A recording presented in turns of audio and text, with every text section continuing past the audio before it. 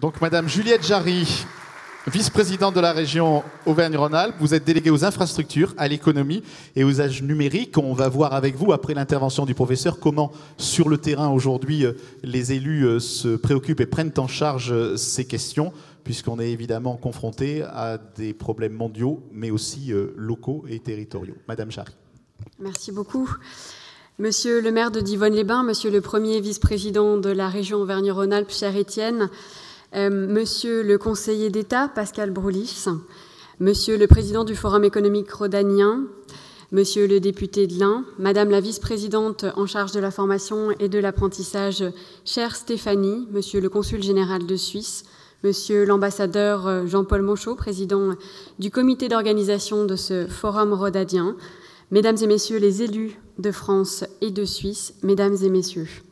Alors, je suis très heureuse d'être avec vous aujourd'hui dans cette belle ville de Divonne dont Étienne nous parle si souvent, et je vous remercie de cette invitation à intervenir sur un sujet aussi passionnant qu'est la question de la transformation digitale.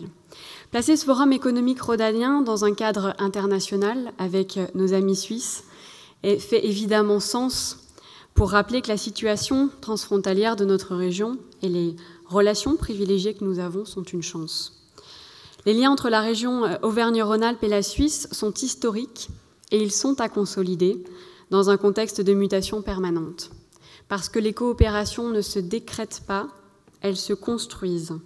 Et c'est le travail que nous menons, Étienne en particulier, et Stéphanie aussi, avec des initiatives comme les Assises franco-suisses qui ont été organisées à la région en janvier 2018. Depuis 18 ans, ce forum économique rhodanien contribue lui aussi à nouer des liens et à alimenter des réflexions. La thématique que vous avez choisie, transformation digitale et impact sociétal, me tient évidemment très à cœur, car il me semble primordial de comprendre que ce qui se passe n'est pas tant une révolution technologique qu'une révolution sociétale qui nous impacte tous, à titre individuel, comme à celui des organisations que nous représentons. En nous voyant aujourd'hui tous rassemblés en tant que chefs d'entreprise, décideurs politiques, chercheurs, on comprend que cette transformation va bien au-delà du fait de mettre des 1 et des 0 un peu partout. Elle questionne nos façons de faire, de communiquer, de nous déplacer, de produire, de consommer, de transmettre le savoir, et c'est évidemment non exhaustif. Cette transformation touche également toutes les générations.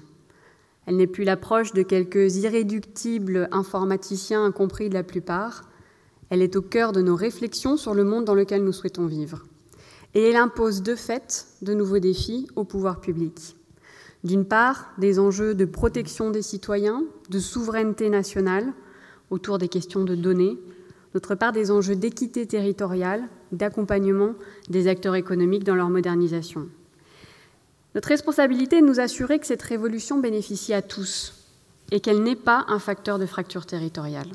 Nous ne pouvons pas imaginer d'un côté les grandes villes smart cities et d'autre part des territoires oubliés.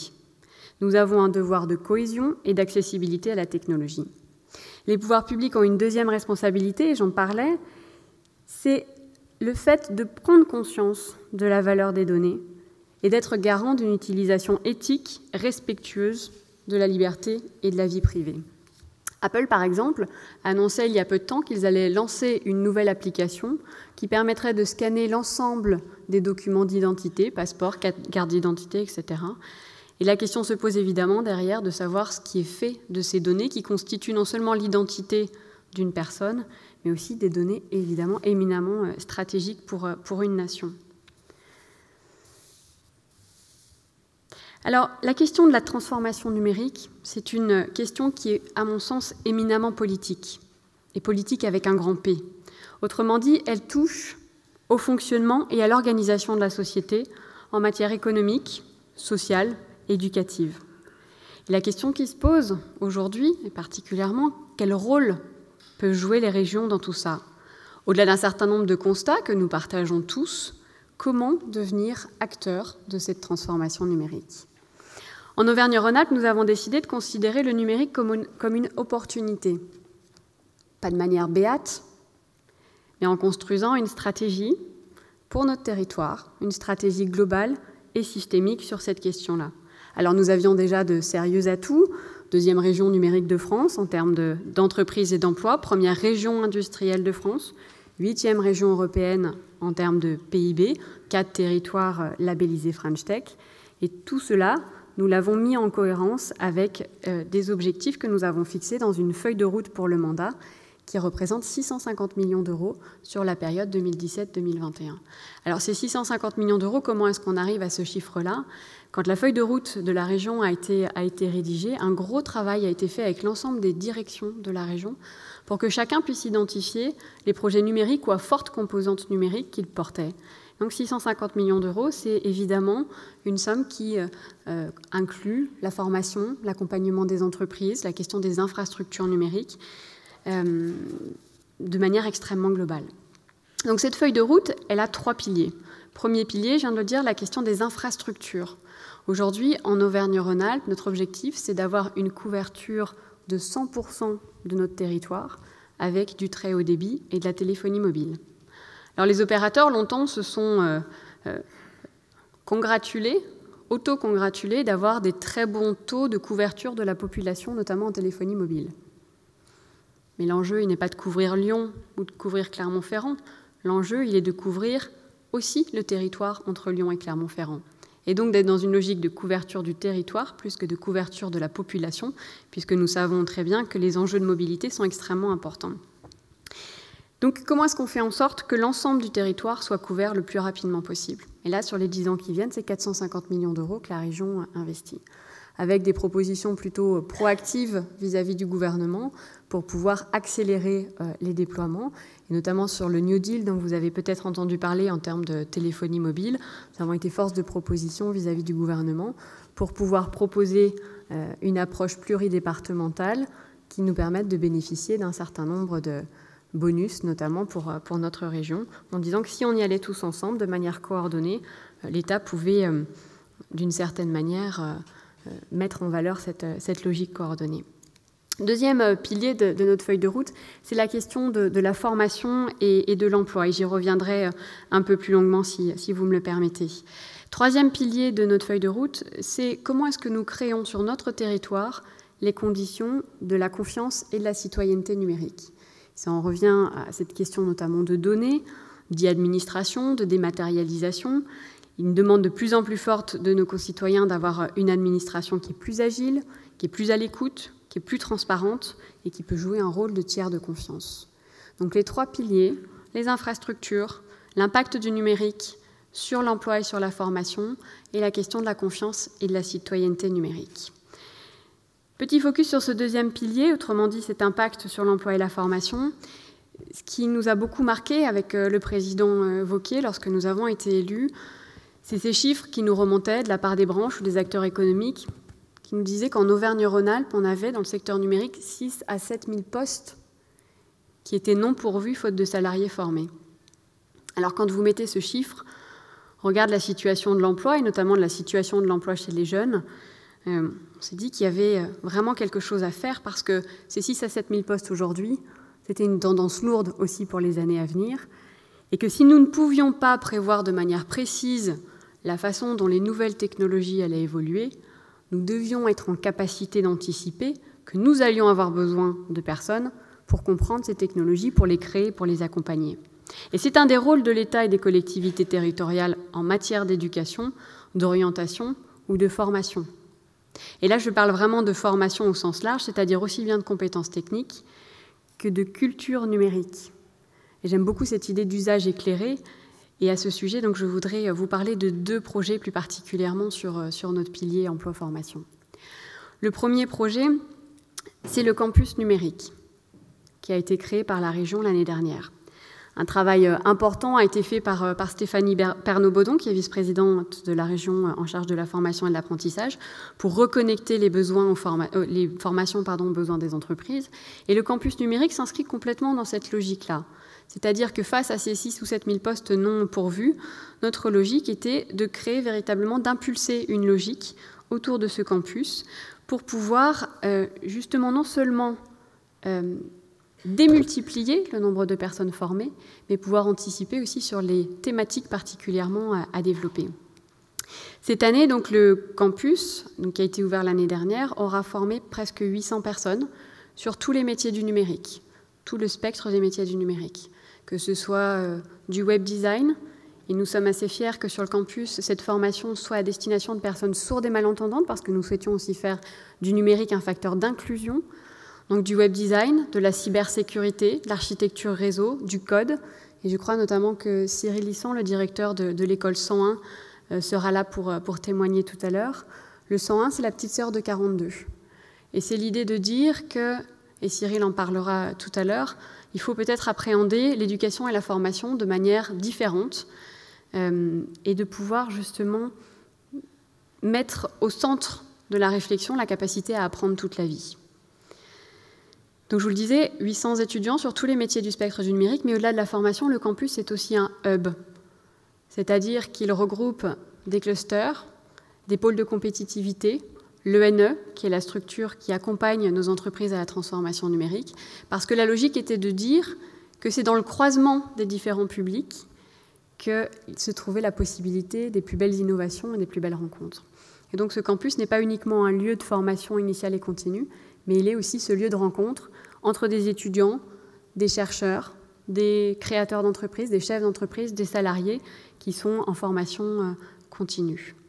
Notre objectif sur ce campus, c'est de passer à l'échelle, puisque le campus qui a été ouvert l'année dernière est un campus de préfiguration, mais nous souhaitons pouvoir, dès 2020, être sur l'ancien site de la région à Charbonnières, qui est à 10 km de Lyon. Nous avons la chance d'avoir une réserve foncière de 11 hectares sur lequel ce campus numérique va passer à l'échelle. Et des 800 étudiants cette année, nous souhaitons passer à 2 ou 3 000 étudiants avec des questions toujours pareilles de croisement de public, mais aussi avec une question qui est très très importante pour le président Wauquiez, qui est celui de l'industrie du futur. Donc sur le campus de Charbonnières, il y aura des étudiants, il y aura des entreprises, des clusters, des laboratoires de recherche et une usine de recherche de pointe et d'innovation sur cette question de l'industrie du futur. Avec aussi un focus tout particulier sur un sujet, je crois que vous avez abordé, qui est celui de la cybersécurité et de la sécurité de manière générale autour du numérique. Deuxième petit focus que je souhaitais vous faire, c'est la question de la transformation numérique des entreprises. Vous savez que la loi NOTRe a conforté les régions dans leur rôle de chef de file en matière économique. Et à ce titre-là, donc, nous avons tout particulièrement souhaité accompagner les entreprises. Parce qu'aujourd'hui, au quotidien, il y a une forme d'injonction à faire sa transformation numérique comme on ferait sa comptabilité. Sauf que pour une entreprise, faire sa transformation numérique, ça n'a pas de sens. En tout cas, pour la majorité des entreprises, ça n'a pas de sens, c'est abstrait. Comment est-ce qu'on peut se mobiliser pour quelque chose dont on a du mal à saisir les contours? On entend de plus en plus parler d'intelligence artificielle, de blockchain, de robotique. En quoi est-ce que ça concerne une entreprise? Qu'est-ce que ça veut dire pour son activité? Par quel bout est-ce qu'elle se saisit de cette question-là? C'est une vraie problématique. Et à titre personnel, j'ai dirigé une entreprise pendant 11 ans. Une PME dans un secteur très traditionnel, puisque le secteur d'activité de cette entreprise était d'accompagner des enfants autistes et des personnes Alzheimer. Donc je faisais partie des 98% de TPE, PME qui constituent notre tissu économique et pour lesquels le numérique n'est pas leur cœur d'activité. Quand on a cette injonction à faire, qu'on ne sait pas forcément par quel bout le prendre, ça génère à la fois de la perplexité et des appréhensions. Et je crois que le numérique peut être extrêmement anxiogène quand on ne fait pas le lien avec vos usages du quotidien, votre activité ou votre fonctionnement à vous en tant que petite ou moyenne entreprise. Alors ces différents éléments expliquent certainement pourquoi, lors de la dernière enquête BPI, on avait 87% des dirigeants qui considéraient que le numérique n'était pas un sujet stratégique. La conséquence d'après cette étude, c'est que vous avez quand même une entreprise sur 5 qui est condamnée à disparaître dans les 3 ans si elle ne prend pas en charge cette question de la transformation numérique. Alors évidemment, mon propos n'est pas d'être là résigné en disant qu'il n'y a rien à faire et que c'est une fatalité. Bien au contraire, je trouve que c'est un challenge. Et c'est pourquoi, en tant que région, notre travail, il est double. C'est à la fois d'être en capacité de faire de la prospective sur ces questions-là, de créer les conditions structurelles pour que les entreprises puissent réussir, quelle que soit leur taille, leur secteur d'activité ou leur lieu d'implantation, et c'est un point qui est extrêmement important, cette question d'équité territoriale. Et puis c'est aussi d'être en capacité d'impulser, d'être un ensemblier des belles initiatives qui existent sur notre territoire et d'être dans la proximité avec les acteurs de son territoire. Un des exemples très concrets de cette mobilisation, c'est une plateforme que nous avons lancée en début d'année lors du Digital Summit de la région qui s'appelle massolutionnumérique.fr, qui est une plateforme d'agrégation de contenu, puisque le constat qui a été fait avec nos partenaires, des CCI, des chambres des métiers et de l'artisanat, du MEDEF, et je salue Laurent Fiard à cette occasion qu'il le représente aujourd'hui, de la CPME, de l'ENE, des pôles, des clusters. Le constat que nous avons fait, c'est que chacun portait des dispositifs, souvent financés par la région, mais que pour autant, en termes de lisibilité, nous avions peut-être à gagner sur présenter ces dispositifs peut-être de manière un petit peu plus claire aux entreprises. Et nous avons donc lancé cette plateforme massolutionnumérique.fr pour qu'une entreprise sur le territoire, en fonction de qui elle est et de son besoin, puisse trouver en un lieu l'ensemble des dispositifs, des interlocuteurs ou des événements pour l'accompagner dans sa transformation numérique. Je suis assez convaincue que ces initiatives communes ont beaucoup de sens parce qu'elles permettent de diffuser sur l'ensemble du territoire, là aussi en proximité, et que c'est une opportunité de désiloter un certain nombre de secteurs et de structures que le numérique et les projets transversaux amènent à travailler ensemble. Enfin, pour terminer, je suis convaincue que si tous les acteurs, publics et privés, travaillent ensemble, tirent dans le même sens, nous avons toutes les conditions pour faire d'Auvergne-Rhône-Alpes une référence européenne en matière de numérique. En tout cas, au niveau de la région, nous y sommes déterminés. Nous sommes déterminés à y prendre toute notre part de manière volontariste, la plus éclairée possible et collective. Je vous souhaite des échanges fructueux tout au long de la journée, des réflexions créatives et je vous remercie de votre attention.